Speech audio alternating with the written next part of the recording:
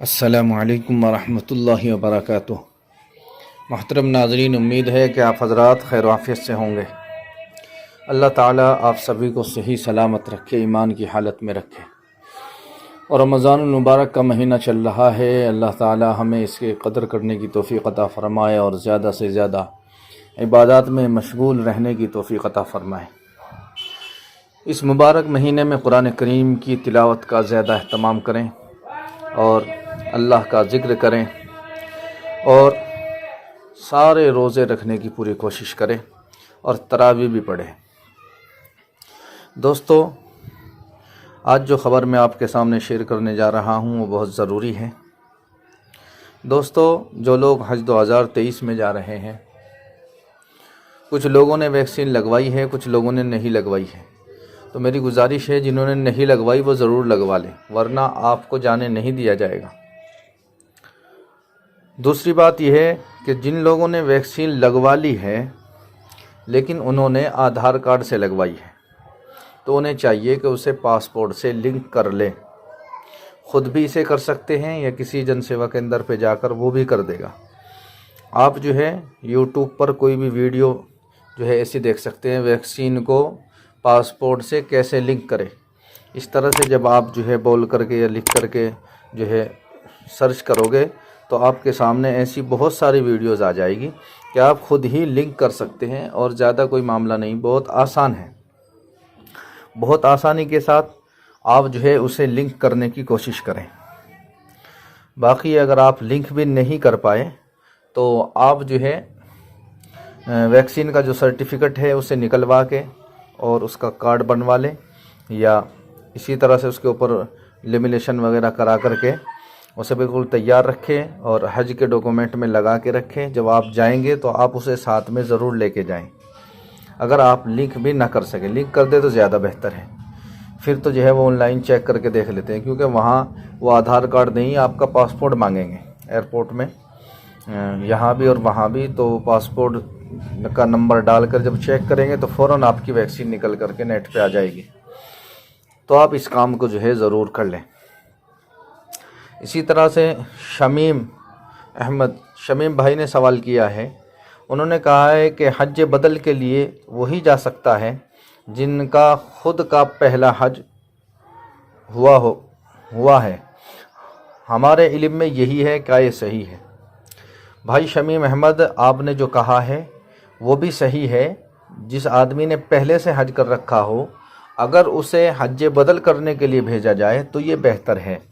लेकिन अगर कोई ऐसा शख्स चला जाए कि उसने पहले से हज नहीं कर रखा है और वो हज बदल के लिए चला जाए तो हज उसका भी अदा हो जाएगा। ऐसा नहीं कि अदा नहीं होगा। बाकी बेहतर वही है जिसने पहले से हज कर रखा हो। दोस्तों,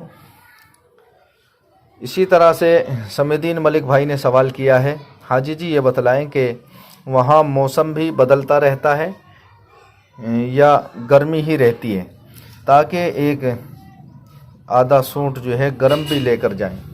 भाई, आप गर्म सूट लेकर ना जाएं, आप खामा वज़न खींचेंगे।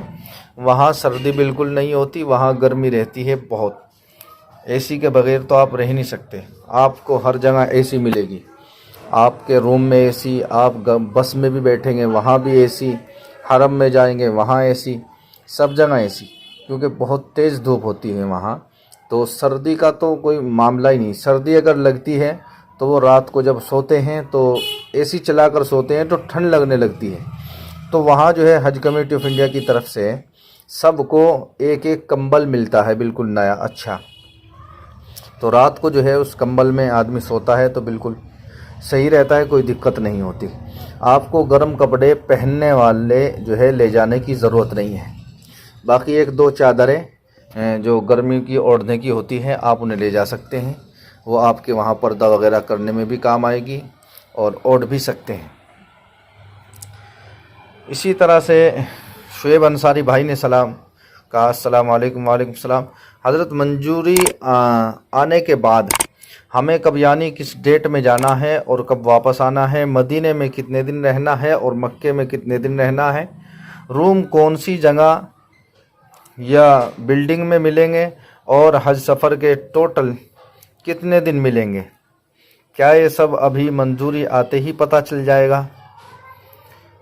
भाई शुएब अंसारी, आपकी जब मंजूरी आएगी तो आपको अभी न बिल्डिंग का पता चलेगा, न कमरे का पता चलेगा, न जाने की डेट का पता चलेगा, न आने की डेट का पता चलेगा।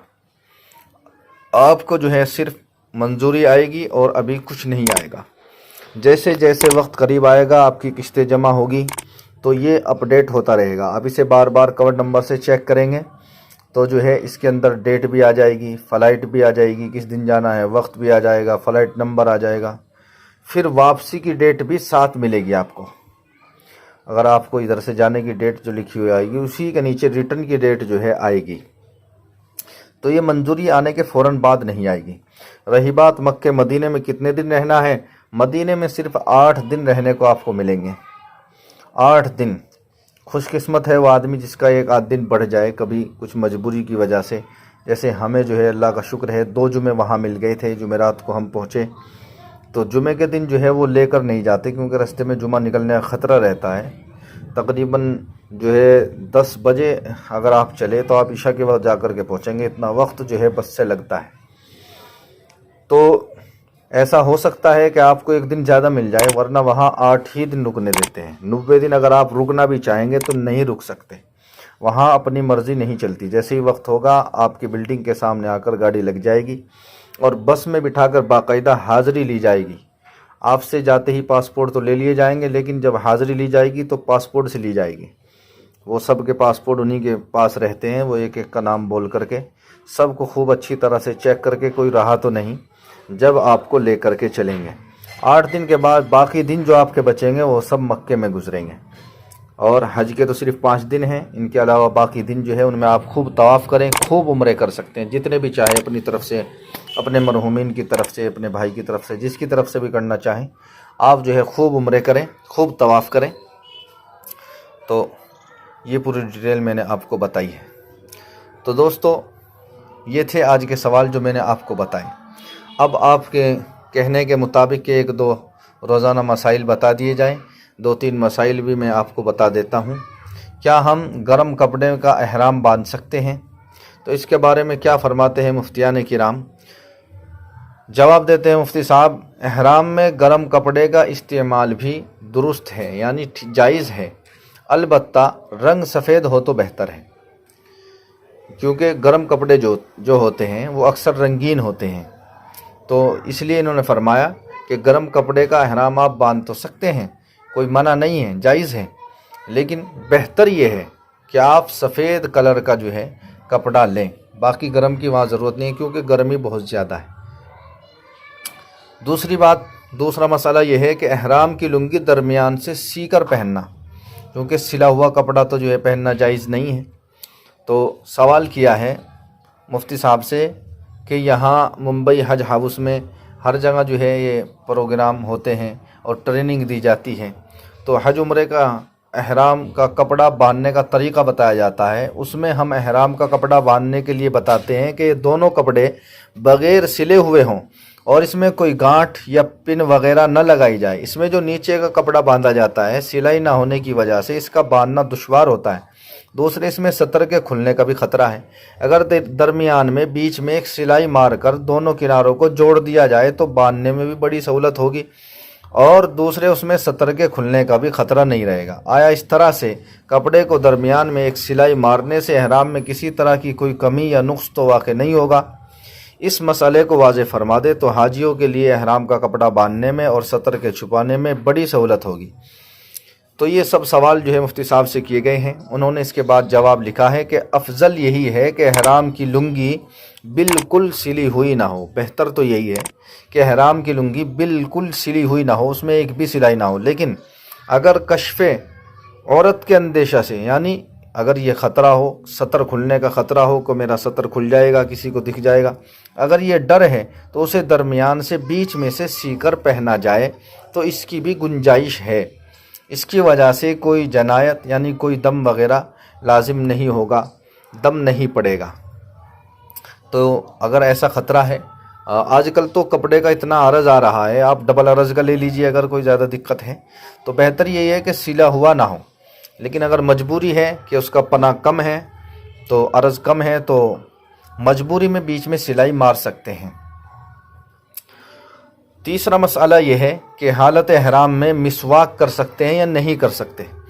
تو مفتی صاحب نے فرمایا کہ مسواک ہر حال میں کرنا مسنون اور مستحب ہے، سنت ہے، مستحب ہے، لہذا حالت احرام میں مسواک کرنے میں شرعاً کوئی مضائقہ نہیں، یعنی شریعت کی طرف سے کوئی رکاوٹ نہیں ہے، کوئی دقت نہیں ہے، آپ احرام کی حالت میں بھی مسواک کر سکتے ہیں۔